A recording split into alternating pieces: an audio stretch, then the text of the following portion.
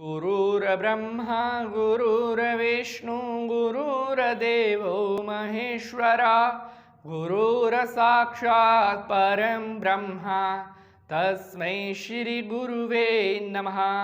बोलिए अपने अपने गुरुजी महाराज की जय। त्रिपिंडी श्राद्ध क्यों किया जाता है, त्रिपिंडी श्राद्ध के करने से क्या फल मिलता है और त्रिपिंडी श्राद्ध किस प्रकार से किया जाता है, इसी विषय में आज आप सभी के साथ चर्चा करेंगे। प्रिय बंधुजनों, त्रिपिंडी श्राद्ध के करने से किस फल की प्राप्ति होती है और अगर पितरों के लिए त्रिपिंडी श्राद्ध किया जाए तो वह कब करना चाहिए और इसके बारे में डिटेल से सारी जानकारी आज मैं आपको दूंगा। आप देख रहे हैं आपका अपना YouTube चैनल, मैं पंडित नितिन शास्त्री आप सभी भक्तों का बहुत बहुत स्वागत करता हूं।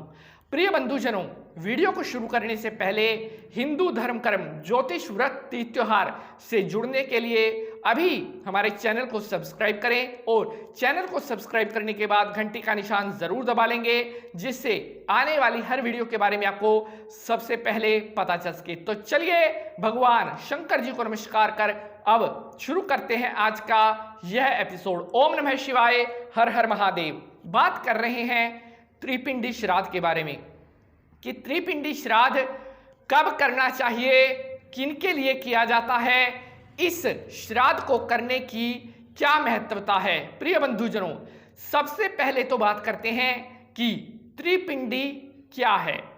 प्रिय साथियों, जिस प्रकार से नारायण बलि है, नाग बलि है, उसी तरह से त्रिपिंडी भी एक प्रकार का श्राद्ध है और प्रेतत्व के निवारण हेतु त्रिपिंडी श्राद्ध को करना सबसे ज्यादा उपयुक्त माना गया है। बात करेंगे कि त्रिपिंडी श्राद्ध क्यों किया जाता है, कौन कर सकते हैं। ऐसे परिवार जिनमें प्रेत बाधा, भूत बाधा या अन्य किसी प्रकार की कोई बाहरी वायु से ताकत या बाधा बन रही है, उसके निवारण हेतु त्रिपिंडी श्राद्ध किया जाता है।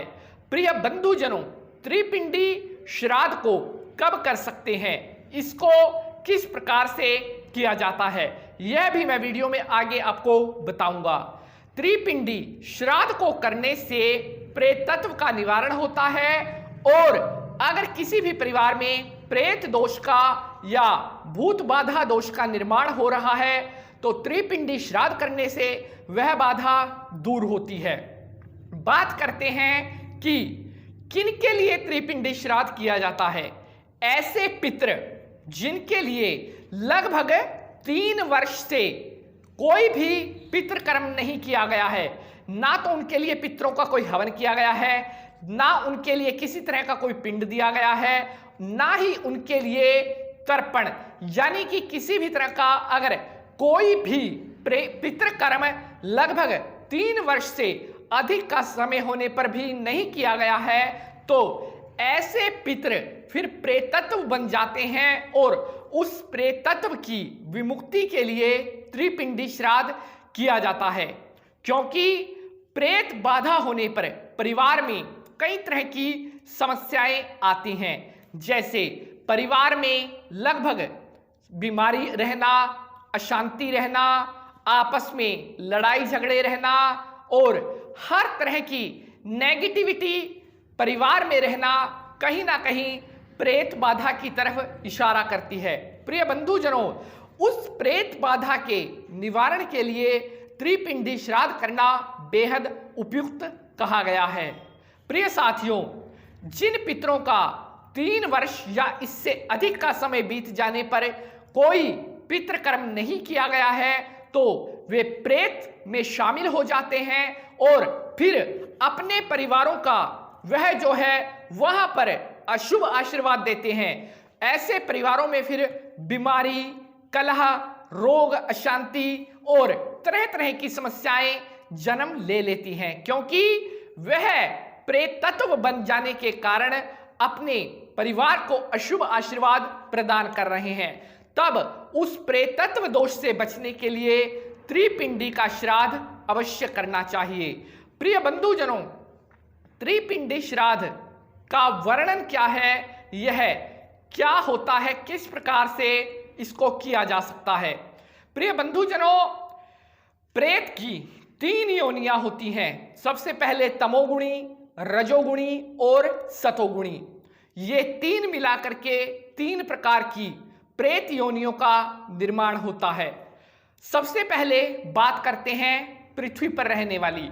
पृथ्वी पर रहने वाली जो पिशाच शक्तियां होती हैं वे तमोगुणी में आती हैं। अंतरिक्ष में रहने वाली पिशाच शक्तियां रजोगुणी में आती हैं। और बात करते हैं वायुमंडल में। वायुमंडल में रहने वाली पिशाच शक्तियां सतोगुणी में आती हैं। इस प्रकार से ये 3 मिलकर के बनती हैं 3 प्रेत योनियां। इनके निवारण हेतु अगर तीनों योनियों में से भी किसी तरह का कोई पिशाच है, कोई प्रेतत्व है जिसका आपके परिवार पर असर हो रहा है, उसके निवारण हेतु फिर त्रिपिंडी श्राद्ध किया जाता है। और श्रद्धा भाव से किया गया त्रिपिंडी का श्राद्ध इन तीनों प्रकार की प्रेत योनियों में से अगर कोई प्रेत पीड़ा दे रहा है उसका निवारण करती है। प्रिय बंधुजनों, घर में अगर किसी भी प्रकार की प्रेत पीड़ा है, पिशाच पीड़ा है, भूत पीड़ा है, उसके निवारण के लिए त्रिपिंडी श्राद्ध अमावस तिथि को अगर आप करते हैं तो यह आपके परिवार में से प्रेत पीड़ा को दूर करती है। प्रिय बंधुजनों, बात कर रहे हैं त्रिपिंडी श्राद्ध की। त्रिपिंडी श्राद्ध को करते समय आप पूरी तरह से शुद्ध रह करके इस कर्म को करना चाहिए, क्योंकि इस कर्म की इतनी प्रधानता है कि अगर आपने त्रिपिंडी श्राद्ध कर लिया तो अगर आपका कोई भी पितृ है, अगर वह प्रेत योनि में है, प्रेत बनकर के आपको पीड़ा दे रहा है, तो त्रिपिंडी श्राद्ध के करने से वह प्रेत पीड़ा दूर हो जाती है। प्रिय साथियों, अब बात करते हैं कि प्रेत पीड़ा घर में किस प्रकार से जन्म लेती है और उसका लक्षण क्या है। परिवार में अगर किसी की अपमृत्यु हुई हो, यानी कि कोई जवानी में जिसकी मृत्यु हो गई हो, कोई एक्सीडेंट में जिसकी मृत्यु हो गई हो, या सर्प के काटने से जिसकी मृत्यु हो गई हो, अन्य किसी भी तरह से जो उम्र पूर्ण होने से पहले जिसकी मृत्यु हुई हो, उसको अपमृत्यु कहते हैं। ऐसे पूर्वजों के निमित्त त्रिपिंडी का श्राद्ध जरूर करना चाहिए। अगर हम उनके लिए त्रिपिंडी का श्राद्ध नहीं करते हैं तो उनकी गति मुक्ति नहीं होती और फिर वे प्रेत योनि में जाकर के वहां से आपको पीड़ा देते हैं। इसलिए अपघाती मृत्यु वालों की त्रिपिंडी का श्राद्ध जरूर करना चाहिए। प्रिय बंधुजनों, त्रिपिंडी के श्राद्ध में ब्रह्मा, विष्णु और रुद्र इन तीनों देवताओं की पूजा होती है। इसमें जौ के आटे का पिंड, चावल के आटे का पिंड और तिल से बना हुआ पिंड दिया जाता है। जौ से बना हुआ जो पिंड होता है वह समत्व होता है, अर्थात उसका जो गुण होता है समोगुणी होता है। जो चावल का पिंड होता है वह भगवान विष्णु के लिए दिया जाता है और तिल वाला जो पिंड होता है वह रुद्र के लिए दिया जाता है। इस प्रकार से त्रिपिंडी श्राद्ध के दौरान तीनों देवता ब्रह्मा, विष्णु, रुद्र, इनकी विधि विधान से पूजा होती है, तर्पण होता है और इस प्रकार से यह त्रिपिंडी का श्राद्ध विधि पूर्वक होता है। प्रिय बंधुजनों, अगर आप त्रिपिंडी का श्राद्ध करते हैं तो अगर आपके परिवार में किसी भी तरह का कोई प्रेत पीड़ा, कोई भूत बाधा, अन्य किसी भी तरह की कोई पीड़ा है, त्रिपिंडी श्राद्ध करने से वह दूर हो जाती है। प्रिय बंधुजनों, बात कर रहे हैं कि परिवार में प्रेत पीड़ा के क्या लक्षण हैं। परिवार में रहने वाले सदस्यों का स्वास्थ्य ठीक ना रहना, किसी न किसी सदस्य का लगातार बीमार रहना, परिवार में बिना किसी बात को लेकर के छोटी छोटी बातों पर कलह होना और कोई भी काम हो वह आपका ना बनना, यह सब प्रेत पीड़ा के लक्षण होते हैं। इसके अलावा घर का कोई ऐसा सदस्य हो जो रात को सोते समय डरता हो या जिसको लगातार बुरे सपने आए, यह भी प्रेत पीड़ा का एक लक्षण होता है। तो इसके निवारण हेतु त्रिपिंडी का श्राद्ध अवश्य करना चाहिए। प्रिय बंधुजनों, श्राद्ध पक्ष में भी अगर आप त्रिपिंडी का श्राद्ध करवाते हैं तो यह बेहद उपयुक्त होता है।